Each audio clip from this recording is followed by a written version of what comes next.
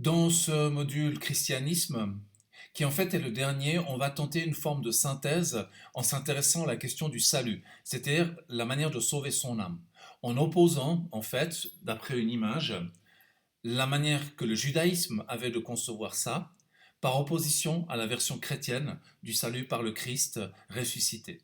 Alors voilà un petit peu les éléments qui vont sortir. On va opposer deux testaments, l'Ancien, qui est la partie juive de la Bible, au Nouveau, qui contient la geste de Jésus et la proposition de salut du Christ.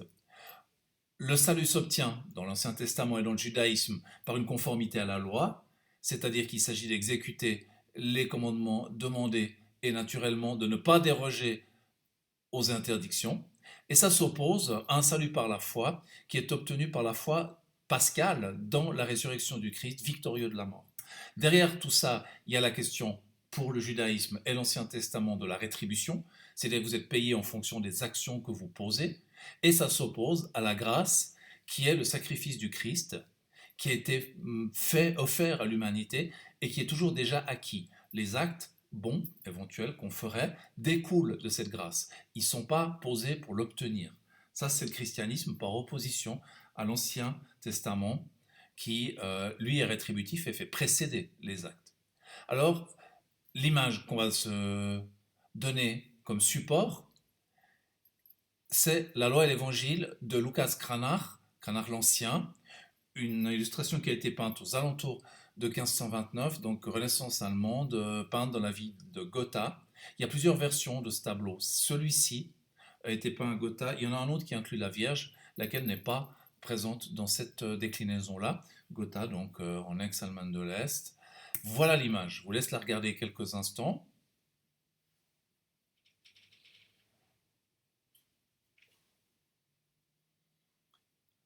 Très bien.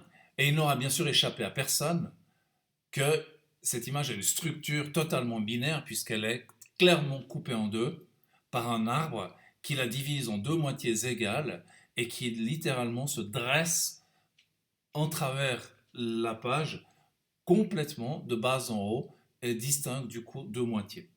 Si on regarde plus en détail cet arbre, on remarque que les deux côtés ne sont pas équivalents. Il y a un côté gauche où l'arbre est mort, les branches desséchées, ne portent aucune feuille ni fruit, et à droite, quelque chose qui semble bourgeonner, être extrêmement fertile et verdoyant. On a bien compris que c'est à droite que se passent les choses qu'on veut mettre en avant et valoriser, et à gauche celles qu'on rejette. C'est d'ailleurs une partition assez classique dans les représentations, puisqu'être à la droite de Dieu, c'est compter au nombre des élus, alors que la gauche vous conduit généralement dans les feux de l'enfer, et c'est exactement ce qui est le cas ici. Alors, on va commencer par la gauche, et par une illustration que vous connaissez très bien, que vous aurez immédiatement identifiée, donc scène de tentation au jardin d'Éden, Adam en train de recevoir le fruit de la main d'Ève sous le regard avisé du serpent. C'est le péché. Alors rappelons que le serpent ne ment pas.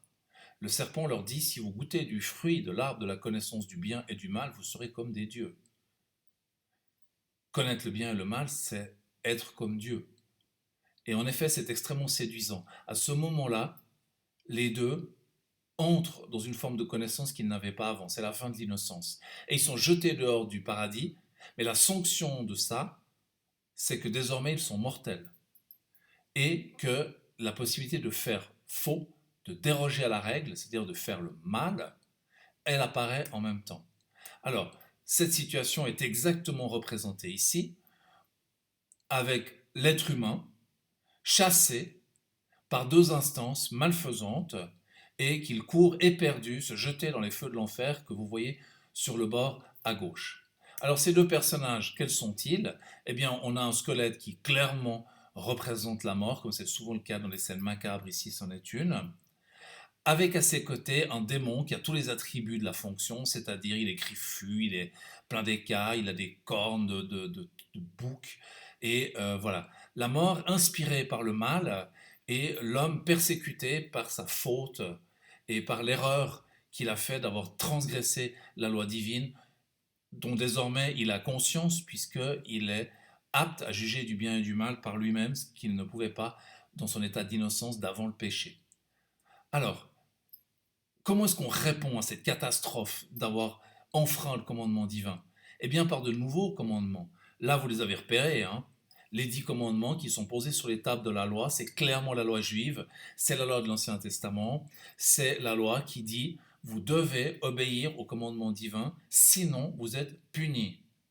Et éventuellement, si vous obéissez soigneusement aux commandements divins et que vous exécutez exactement ce qui est prescrit, alors vous serez récompensé.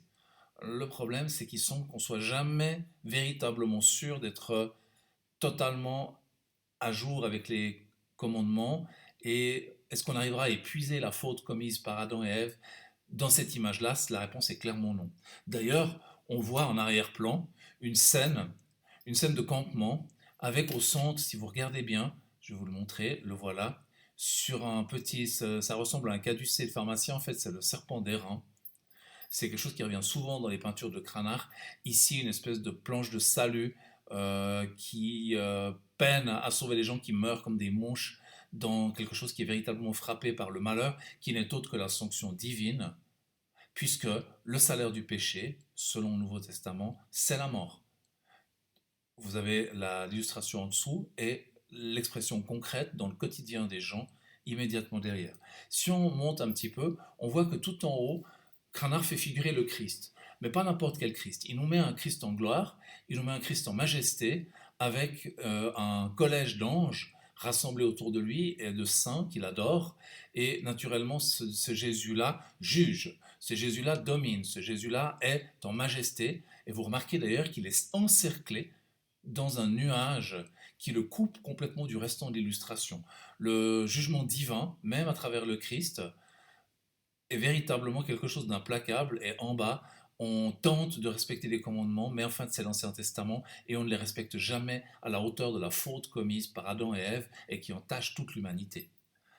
Alors voyons à droite comment ça se passe. Eh bien, on constate assez facilement que le tableau est complètement symétrique dans ses thèmes. On retrouve l'homme, mais cette fois c'est tourné vers la droite, avec les mains jointes, en train de se laisser indiquer la direction tout à droite du Christ crucifié et ressuscité, indiquée par un personnage dont on pense qu'il est Jean-Baptiste, le précurseur, celui qui annonce en fait la venue du Christ. Et vous remarquez sur sa main 2 doigts joints, index et majeur, dont on parlera dans un instant. Et il a également dans l'autre main un bouquin dont on peut penser que c'est l'Ancien Testament, les prophéties juives et toute la matière en fait vétérotestamentaire. Vétérotestamentaire, ça veut dire ce qui relève de l'Ancien Testament, mais qui annonce en fait le nouveau, qui vient réaliser la promesse de l'Ancien. Alors naturellement, ça reprend symétriquement la partie gauche, d'un côté la damnation et de l'autre côté une indication prophétique de salut. Si on va un peu plus loin, on remarque que nos 2 instances malfaisantes, le squelette, la mort, et l'espèce de bouc démon, le mal, sont abattus et gisent à terre à droite, vaincus par le nouveau salut dans le Christ. Juste au-dessus, vous remarquez que Jésus est mort. Alors là, ça fonctionne sur la droite comme une sorte de BD.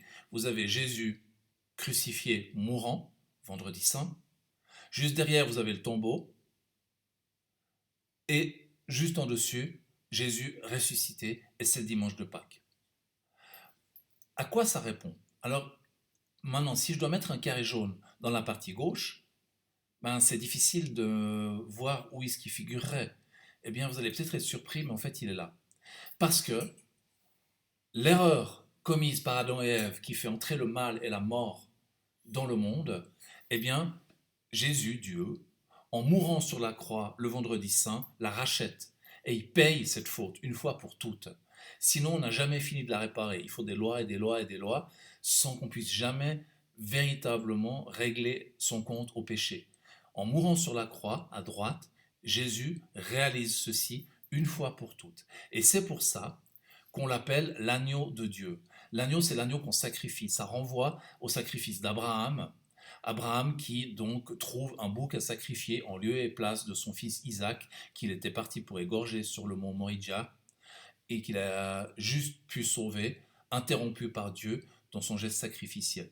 Donc c'est le bouc en fait d'Abraham, et par analogie, Jésus devient l'agneau de Dieu, celui qui est sacrifié pour sauver l'humanité. Alors à quoi ça répond? Eh bien ça répond à la loi. Ça, on ne se sauve pas par la loi, on se sauve par le sacrifice du Christ et sa résurrection à laquelle on adhère par la foi. Et vous remarquez que d'un côté vous avez la grâce qui est l'agneau offert, et de l'autre côté vous avez la loi implacable qu'il s'agit toujours et encore de respecter aussi parfaitement qu'il est possible. Si on avance un tout petit peu, on remarque qu'en arrière-plan, on retrouve une ville, mais elle est singulièrement différente de celle qui est à gauche. Puisqu'à gauche, on avait un campement de tentes dévasté par la mort, sous l'égide du serpent d'airain, et à droite, vous avez une ville de pierre avec des clochers chrétiennes, probablement une ville allemande, ça ressemble à des villes de Suisse allemande ou d'Allemagne, très propre sur elle, apaisée, et naturellement, ça met en scène les deux régimes de loi et de salut de part et d'autre de l'arbre central. Si on avance un tout petit peu, on voit en haut un Jésus. Alors Jésus est là avec cette fameuse main dont les deux doigts, l'index et le majeur, sont joints et qui indique en direction du soleil qui ici peut être considéré comme étant Dieu. Et ces deux mains, ces deux doigts joints représentent en fait la double nature du Christ. Il est à la fois Dieu complètement et homme complètement. Et c'est ce dont atteste également Saint Jean-Baptiste juste plus bas, avec ce même geste qui associe l'index et le majeur pour dire vrai homme, vrai Dieu. Alors si on regarde ensuite, ça c'est passionnant, l'autre Christ, en majesté, vous avez vraiment deux versions de Jésus. L'une implacable qui applique la loi à laquelle on finira toujours par succomber parce qu'on n'est jamais assez parfait, et de l'autre côté, le Christ ressuscité, qui a payé comme agneau de Dieu définitivement les péchés de l'humanité et qui indique Dieu gracié. Vous remarquez que le nuage laisse passer un rayon de soleil avec un ange qui descend, alors qu'auparavant c'était à gauche une couronne de nuages complètement impénétrable. Le plus étonnant, c'est que la dynamique des deux moitiés du tableau raconte également ça. Regardez, on part de Dieu et si je suis les lignes de construction, j'atterris droit en enfer. J'ai qu'à suivre le bras du squelette, les mains du personnage qui court, et cette pente glissante m'emmène invariablement vers la damnation. Regardez de l'autre côté, c'est exactement la même structure, sauf que cette fois-ci, elle est orientée dans l'autre sens. Vous suivez les mains et vous remarquez qu'elles mènent à Dieu et que c'est un mouvement ascensionnel de salut. Alors vous me direz, mais quel est le critère discriminant là? Mais qu'est-ce qu'il faut choisir? C'est quoi le point de bascule? Eh bien, le point de bascule, il est au milieu. C'est-à-dire, si vous regardez bien comment est constituée cette image, la question de la crucifixion, elle est posée au milieu, en fait, et c'est l'adhésion dans le Christ, Messie et Sauveur, Fils de Dieu, dont il est question pour accéder finalement au salut. Alors on voit bien dans cette image comment à gauche il y avait l'Ancien Testament avec la loi et de l'autre côté le Nouveau Testament avec la grâce. Salut par la loi, c'est-à-dire que si vous obéissez, vous serez récompensé, et si vous désobéissez, vous serez puni, maudit, même de par les générations. Ça s'oppose à un salut par la foi. La foi en quoi? Eh bien la foi dans le fait que Jésus meurt et ressuscite le dimanche de Pâques. Ça c'est miraculeux. En ressuscitant, il est victorieux de la mort, dit Saint Paul. D'un côté, toujours à gauche, la rétribution, c'est-à-dire vous payez pour ce que vous avez fait et vous êtes payé de retour pour ce que vous avez fait de bien. Et à l'opposé, la grâce, qui est toujours déjà donnée. Jésus meurt, il ne demande pas aux gens de faire bien avant de se sacrifier, il se sacrifie. Et les actes bons qu'on va faire découlent en fait de cette grâce, ils viennent après. La rétribution, elle exige d'abord des actes bons, puis ensuite on paye. La grâce, c'est l'inverse. Elle dira, c'est déjà payé. Maintenant, il vous faut mettre vos actes en conformité avec ce cadeau un peu exorbitant qui est le sacrifice ultime du Fils de Dieu pour le salut de l'humanité.